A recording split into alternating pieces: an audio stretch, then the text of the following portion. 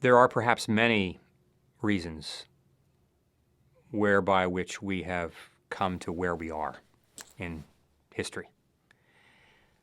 One thing seems to be rather evident, and that is that we love knowing things. We almost have an insatiable thirst for knowing things. It also appears that most of our interest in knowing things is in order to control and reduce our distress and anxiety that largely comes not because we don't know things, but because we are not known. It's interesting that we live in a world that for the last perhaps 300 years has largely been shaped by an ethos that encourages and invites independence, invites people to make their own choices without necessarily needing to be connected to other people.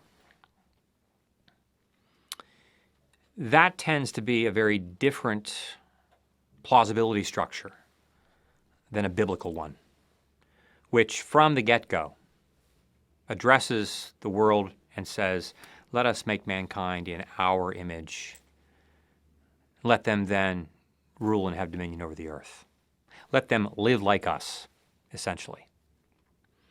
And that's a pretty crucial statement because we hear in that the intention for women and men by God's design was for us to not simply live together, but that we would be increasingly more deeply known by one another.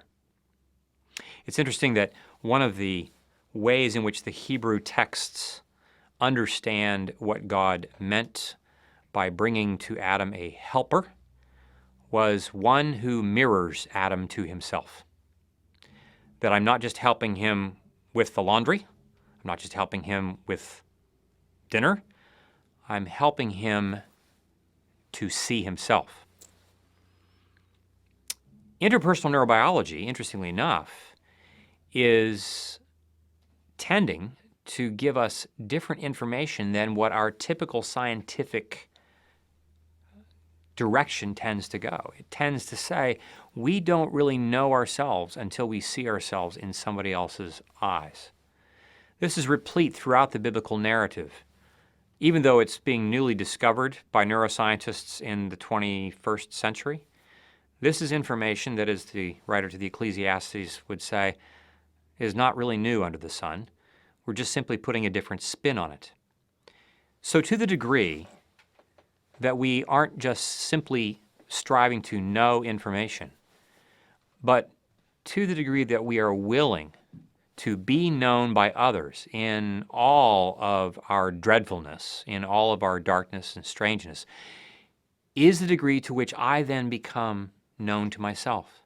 And I can't really do that, nor will I experience that, I think, with God until and or unless I'm doing that with other people that are just sitting 3 feet away from me.